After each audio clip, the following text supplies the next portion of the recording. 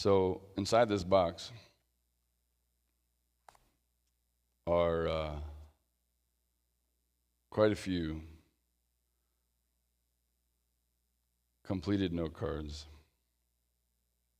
over the last 6 years of our journey together in ministry at Coudersford Alliance. And I've done my best to hang on to and reflect on every single one of these. I've done this practice at least once a year, sometimes twice a year, where I get to just slow down and I get to ask you a question that I genuinely want to know the answer to, but that also helps me understand our church. And so I've got 1, 2, 3, 4, 5, 6, 7, 8, now 9 different opportunities that I've given our church. And I can tell you, the Monday or Tuesday afterwards, depending on my Sabbath day, I just get to sit in my office and I get to pray. And I get to read. And I get to learn about our church. And it's such a gift for me. So much so that I hang on to them. Because your honest responses, your open, transparent responses to these kinds of questions, not only does it help me shape the series and the sermon, but it helps me understand our congregation and it helps me understand our community. So I just want to thank you for leaning into these. Know that I don't share them with anybody else. If you feel led to put your name on the card, go ahead and do that. At the end of the service, I'd ask you to drop it in the offering box in the back on the way out. And my promise to you is that if you share stuff that might be in some way personal or difficult, that'll stay with me. But it's designed, A, to teach me how to pray for you, and then B, these are designed to help me better craft messages, sermons that are connected to real life, to the challenges that you're facing. So the question before you is, if you could ask Jesus one question, what would it be? Anybody want to take a risk and share this morning? Go ahead, Pat.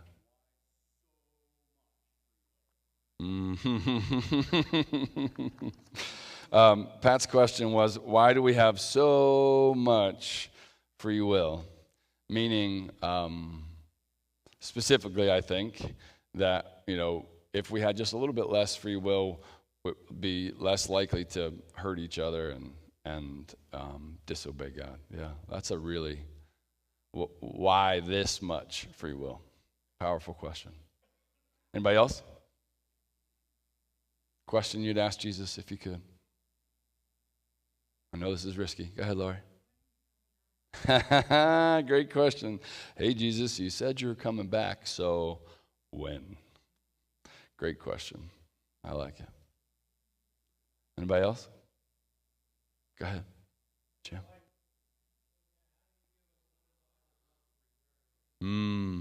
Yeah. How is this undivided, undeserved, unbroken love available to billions of people for all of eternity? Yeah. The magnitude of love that requires, and where does that come from? That's awesome. Go ahead.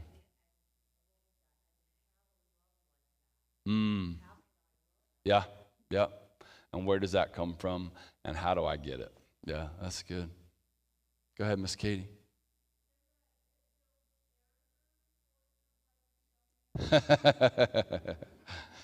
Can we get a fast forward button on the it's building character portion? Our worship team this morning, we were doing a devotional, actually out of the book of Judges. We're talking about Gideon. And Gideon asked this question. He says, God, if you're with me, then why is it like this? I think if you aren't now, I'll warn you, you will be. at some point in your life in a place where you go, God, if you're with me, then why is it like this? Thanks, Katie. All right, so understanding that for some of you, this might be a really painful and challenging and personal question. This one question is going to form like the foundation of the next probably 6 to 7 weeks of our time together on Sunday mornings. And what I've entitled it is, excuse me, Encounters with Jesus. So during these 6 weeks, we're going to be studying these conversations that Jesus had with people from all walks of life. One of the things that I find most amazing about the physical person of Jesus, the human side of Jesus walking this earth, was his incredible ability to communicate with people across the spectrum of society, right? Whether it was students or teachers, fishermen or businessmen, the poor or the rich, the forgotten or the famous, God followers or world followers, social outcasts or social elites, Jesus had this way. Jesus had this way of being comfortable holding a conversation with all kinds of people from all kinds of places in the world. And all of these different people and all of these different places and all these conversations, they had this one thing in common. And we're going to look at this the next 6 weeks. There's this one thread that kind of ties these conversations all together. And it's a question I believe that all of them are asking. That question is, how do we make sense of this world? If you look at all the conversations that Jesus had, and we're not going to have time in this series to do all of them, but there's this kind of recurring theme that keeps coming back in these conversations, right? Something's messed up in the world. Something's messed up in their world, and they're going to Jesus to look for an answer. The world's not right, and they're trying to figure out how to make it right, and so they go to Jesus. So what is the purpose of the world itself, or what's wrong with this world, or what, if anything, can be done to fix the world, and what's my responsibility, what is my purpose in this world, and bringing some rightness to it, and where do we go to ask these big life questions? You see, within the Gospels, we discover these conversations that Jesus is having around this major question. These life-altering questions. How do we make sense of this world? Excuse me. And for me, these next 6 weeks, my hope is that we'll lean into some of these hard ones. Kind of situation by situation, encounter by encounter, conversation by conversation, we'll kind of get an honest look at people from all walks of life who are trying to figure out how to make sense of the world, and the place they go is Jesus. And I want to give you just a little bit of a framework so that you understand. We're going to spend most of our time in the Gospel of John. So we use the term gospel often, but the gospel literally means good news, specifically the good news of Jesus Christ. And so there are 4 gospels in the Bible. There's Matthew, there's Mark, there's Luke, and there's John. And I want to give you just maybe kind of a brief overview of what the primary purpose of each of those gospels is for, okay? I hope this helps you. It'll be quick. But in the book of Matthew spends most of his time talking about the teachings of Jesus. Over 60% of the content that's in the book of Matthew is what Jesus taught. And then when you get into Mark's all about the actions of Jesus, right? Mark is and then, right? Immediately. Mark uses immediately 50 times. It's not that many, but he just over and over and over again. He's just and then this happened, and then this happened. It's like an action-packed version of what Jesus did, the actions of Jesus. Then Luke gives you a lot of the history and the context of Jesus, right? It's actually got the most Old Testament references. You get a whole bunch of context about Jesus and his family of origin and his early life in a way that none of the other Gospels will give you. But then when you get to John, when you get to the book of John, John spends most of his time recording the conversations of Jesus. In fact, 53% of the verses in the book of John are conversations. More than 50% of the words that John wrote down were actually conversations that Jesus had with people. And so for these next 6 weeks, we're going to spend some time walking through those conversations. And they are going to be people from different walks of life and different perspectives and different social status and different economic influence, but they all kind of have the same question. How do we make sense of the world? How do we figure our way in the world? And so we're going to be in John chapter 1. If you have your Bibles, we're going to start there today. Because in John chapter 1, verses 1 through 14, the author of the Gospel of John, John himself, John the Beloved, he uses one specific word to describe Jesus. And it's a word that I'm going to take some time this morning to unpack, because if you don't get this word right, you don't get the rest of the gospel right. Does that make sense? If you don't understand this one word that John uses over and over and over throughout his gospel, if you don't understand the full meaning of it, you're not going to fully understand Jesus himself. So what I'm going to do, I'm going to read John chapter 1, verses 1 through 14. See if you can pay attention to the singular word that John uses over and over and over again to describe Jesus, okay? Here we go. John chapter 1. In the beginning was the Word, and the Word was with God, and the Word was God. He was God in the beginning. Through him all things were made. Without him nothing was made that has been made. In him was life, and that life was the light of all mankind. The light shines in the darkness, and the darkness has not overcome it. There was a man sent from those whose name was John, and he came as a witness testifying concerning the light, so that those through him all might believe. He himself was not the light, but he came only as a witness to the light.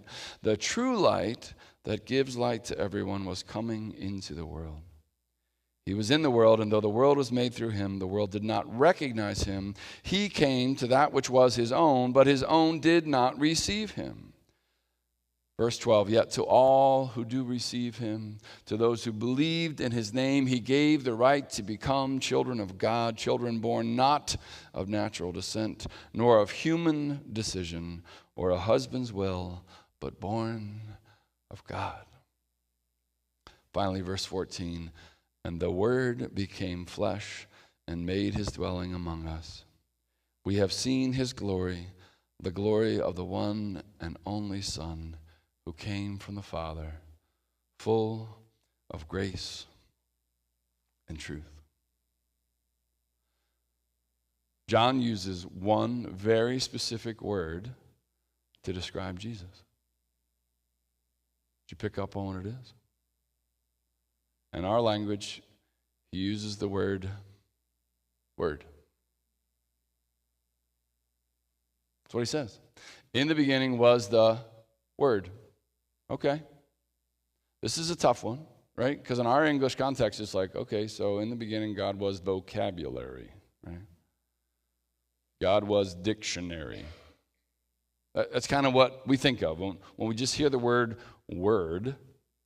we think, okay, maybe we stretch a little bit and like, in the beginning, God was Bible, right?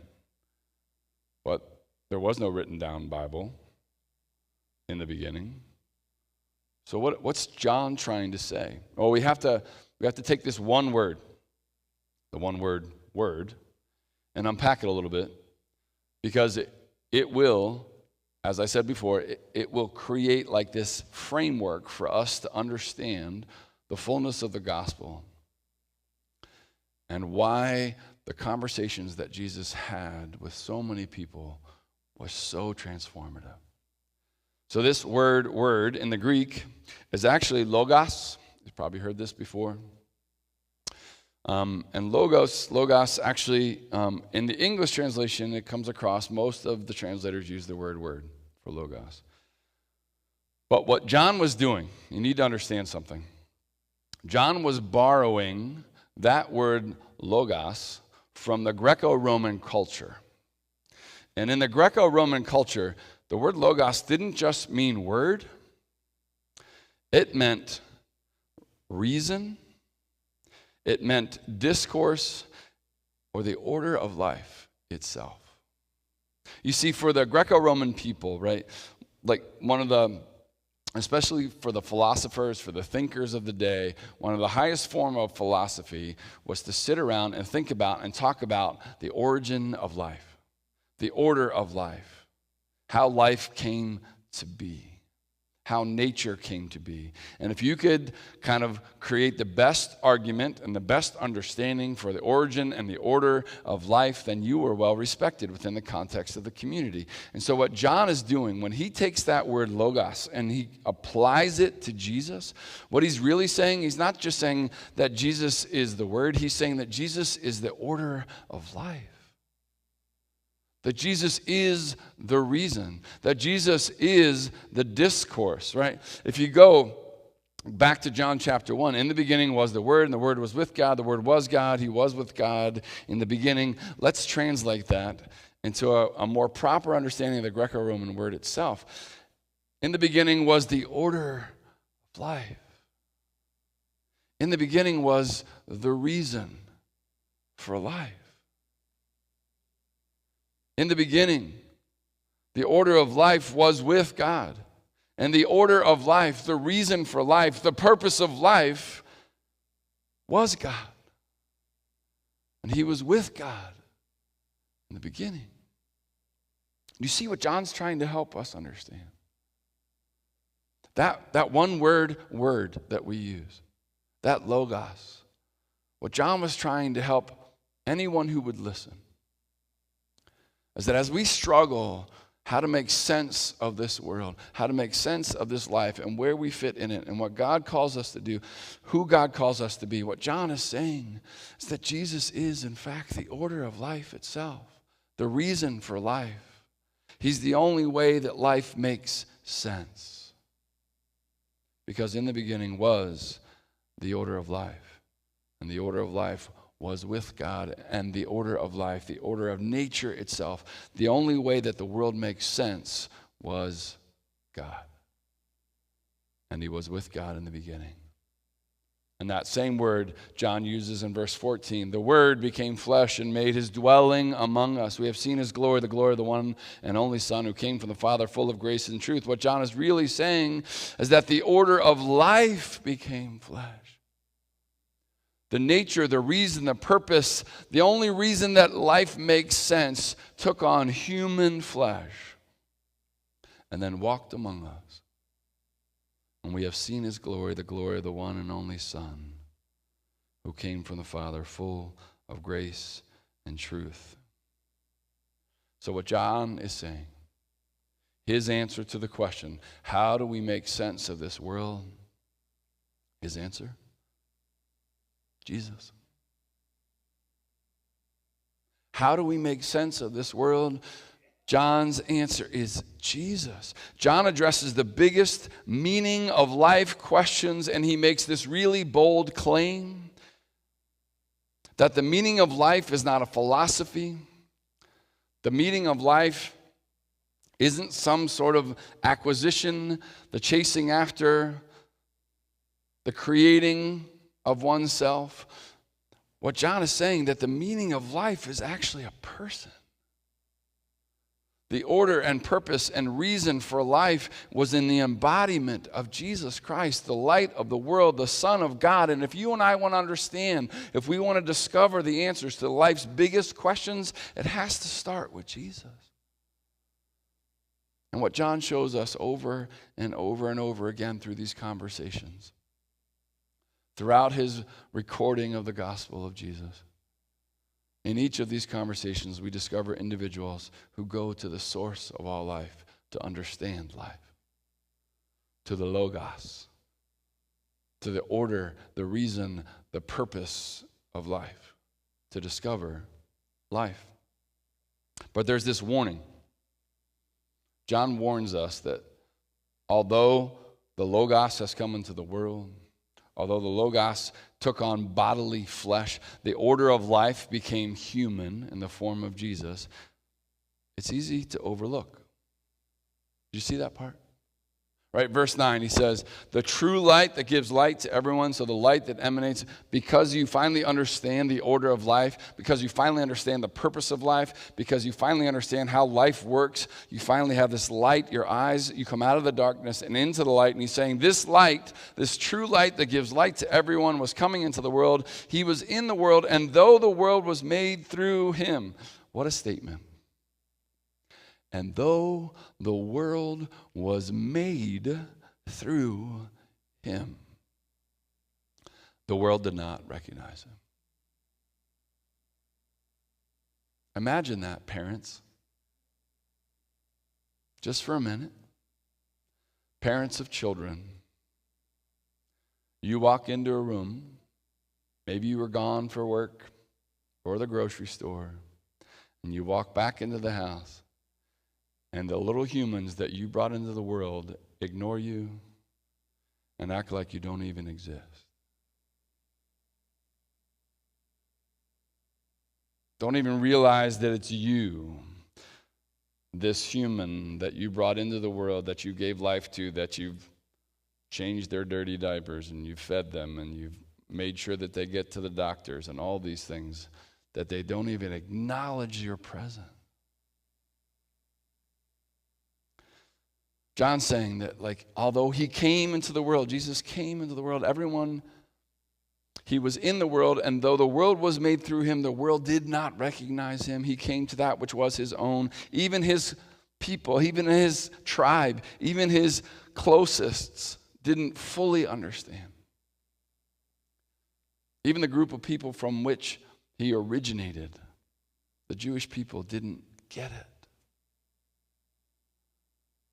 Everybody was so busy and so caught up trying to figure out how to handle life that they missed the author of life.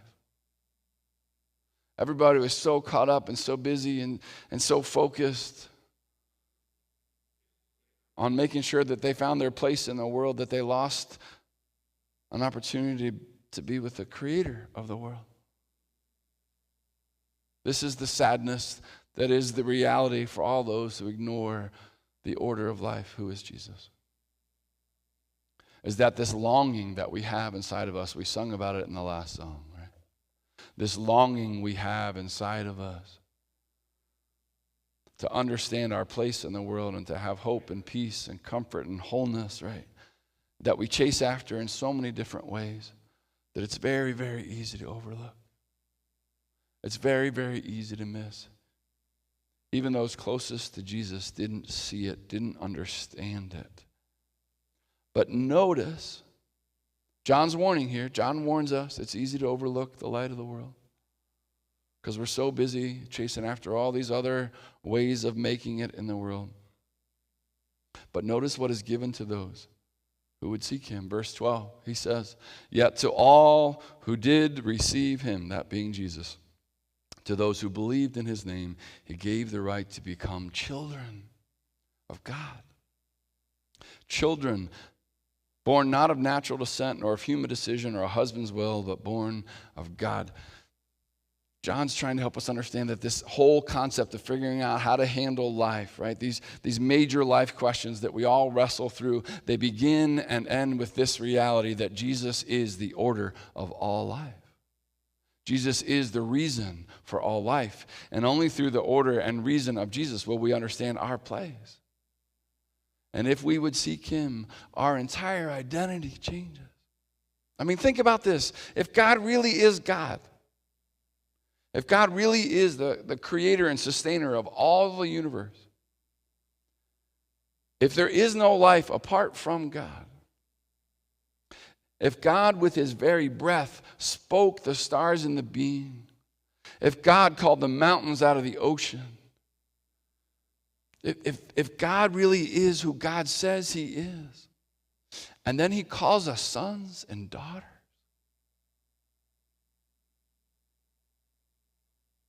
Why chase after any other identity? Why chase after any other purpose in life than living out as sons and daughters the identity he's given as his children?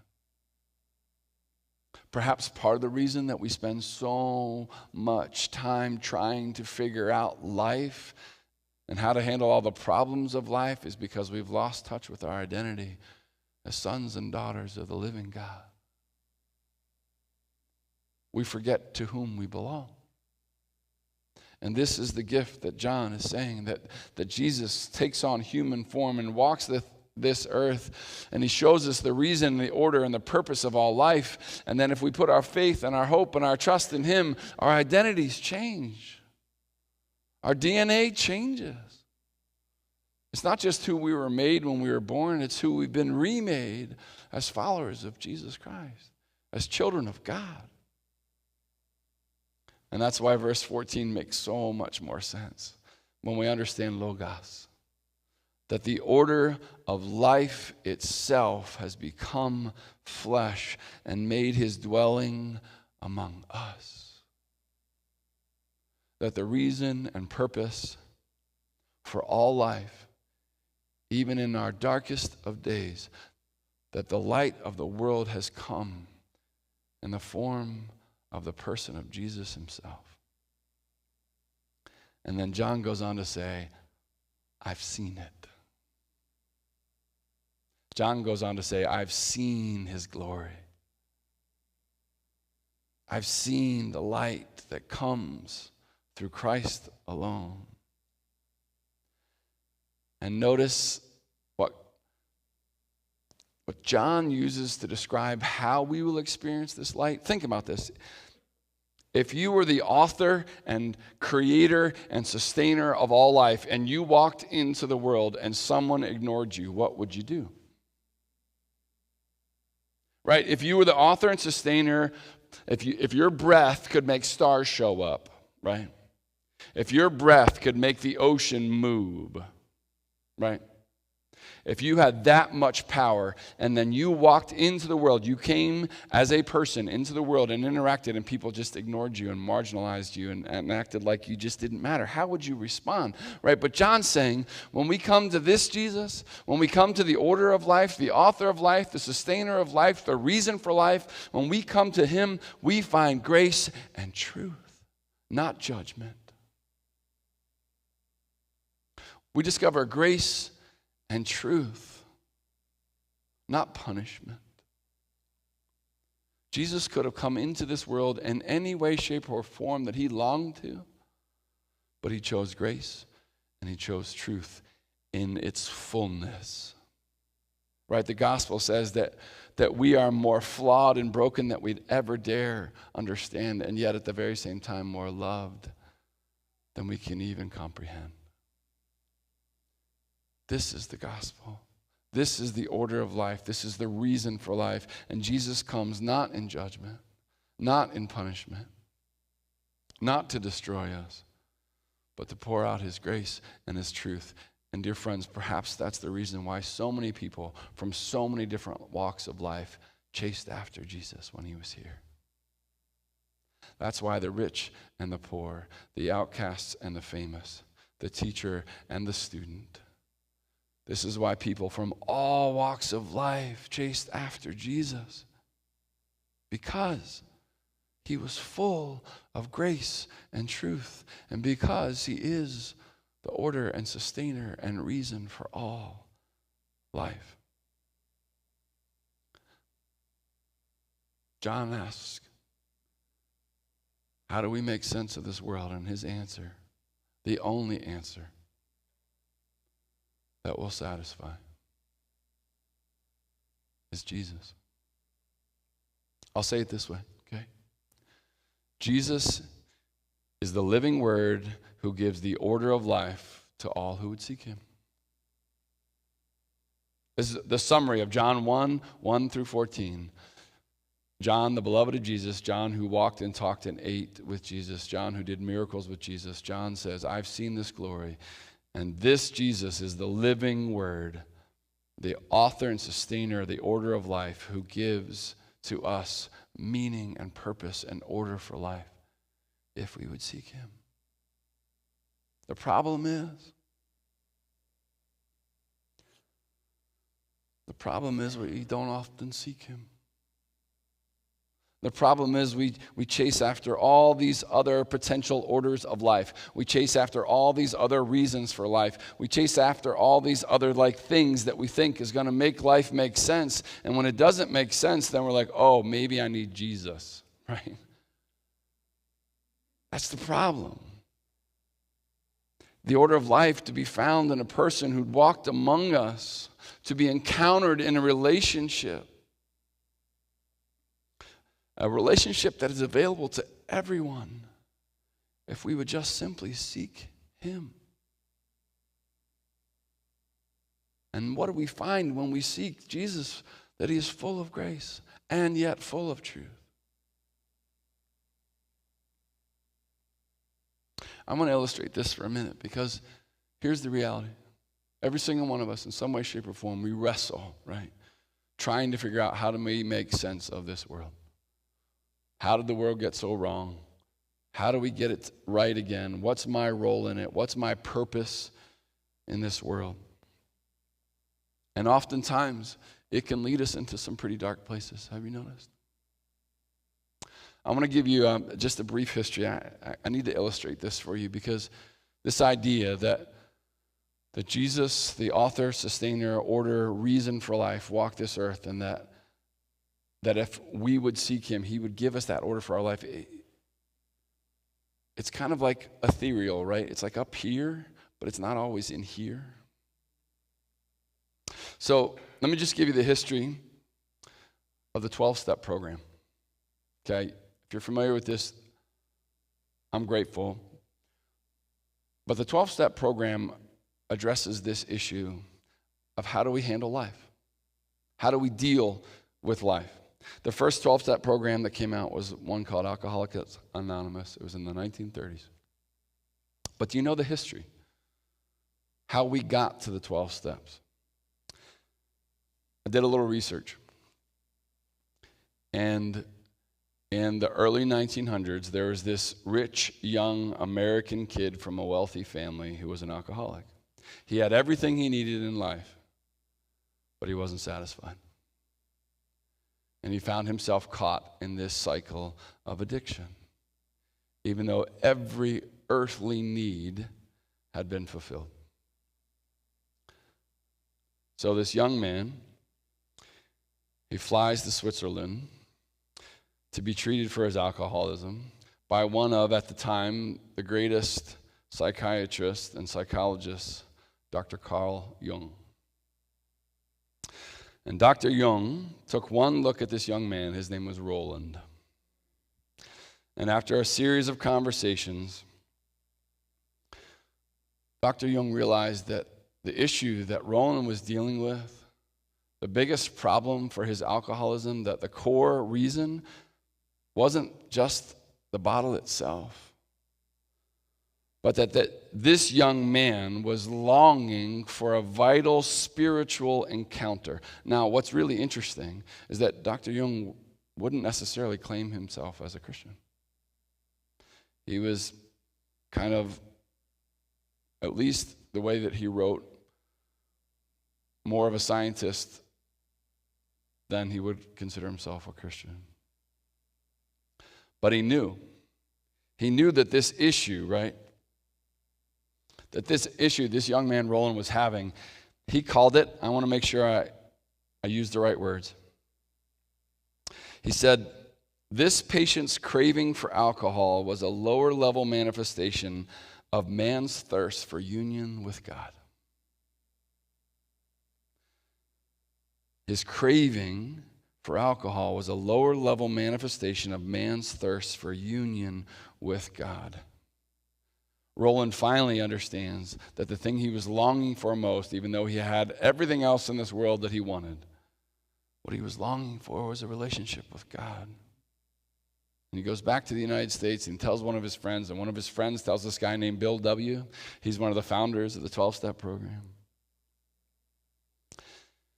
And in an interview about 30 years later, 1961, somebody interviewed Dr. Young. And he admitted, he said, as a scientist, I almost didn't tell Roland about the possibility that his addiction was connected to faith. He said, I hesitated because as a scientist, you have to be able to reason everything out, and faith doesn't always fit into reason. You see, the solution, the addict doesn't know that they're actually longing for God. And it doesn't have to be alcohol, right? Pick your poison, pick your addiction. You know your struggle. Maybe you work too much, maybe you buy too much, maybe you eat too much. Pick the thing that you think is going to fulfill you, that's going to give you hope, that's going to give you peace, that's going to give you fulfillment, that's going to actually bring wholeness to your soul. And all that is a lower level manifestation of your deep, deep longing for God Himself. To be in the presence of a transcendent, loving, all-knowing, grace-filled, truth-telling God.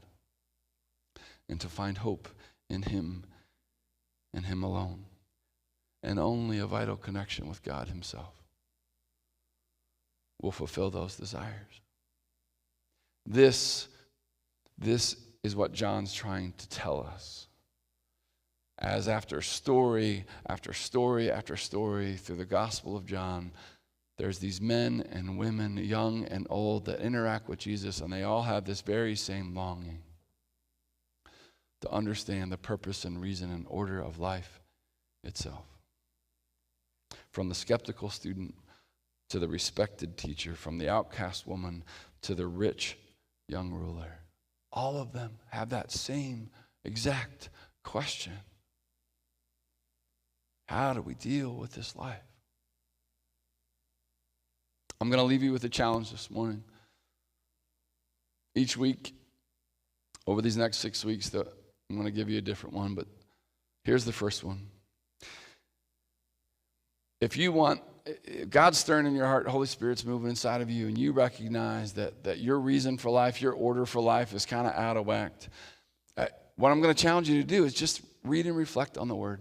I know this is ultra simple. I know this sounds very like pastoral and Christian in nature. Okay, I get that. But if John is right, if John is right, and that Jesus is more than just a word, He is the Word.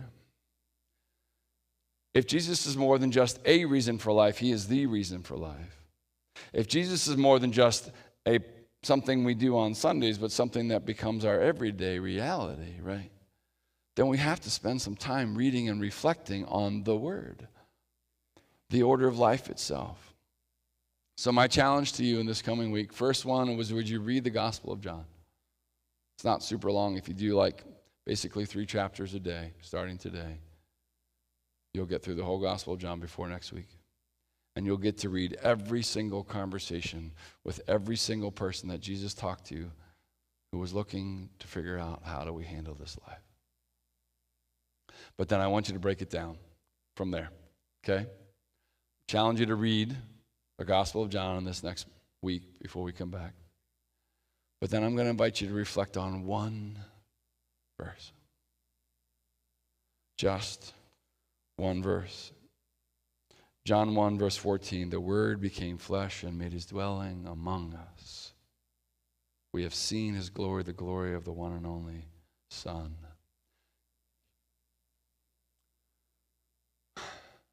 Friends, it's been my experience in the context of the church that most of us don't have an information problem, we've got a transformation problem. Most of us don't need more information about Jesus, we need more of an encounter with Jesus. And the only way that happens, one of the primary ways that happens, is to be in His presence. And God has given us His Word. And so when you reflect on John chapter 1, I want you to set your alarm for 30 minutes. Not being funny. Specifically on John chapter 1, verses Verse 14, one verse for 30 minutes, and I'm going to challenge you to write down 30 things that you hear from God in that moment, that you understand, that God might show to you. And here's what's going to happen. I'll warn you. You're going to get to about minute 7 or 8. You're like, well, that's it. I'm done. Like, I got them all. I learned everything there is to learn about this one verse. That happens pretty regular. But I'm going to challenge you to push through it. Pray through it. God, show me what this really means for me today. Show me what this means for my spouse. Show me what this means for my neighbor. Show me what this means for my kids, right? Look at it from as many different angles and write down 30 different perspectives, ideas, thoughts that come to your mind on that one verse. And at the end of those 30 minutes, ask yourself the question, how does your soul feel now? How does your soul feel now? Having spent 30 minutes with the Word, in the Word, with the order of life, reordering your life, with the reason of life, giving you a reason for life. Friends, most of us don't have an information problem. It's a transformation problem. It's a staying in the presence of Jesus.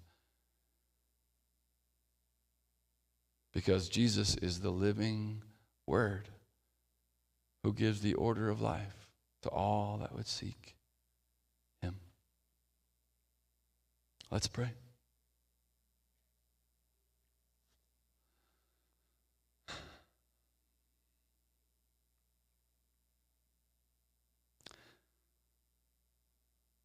Jesus, thank you for giving up heaven to come to this broken world.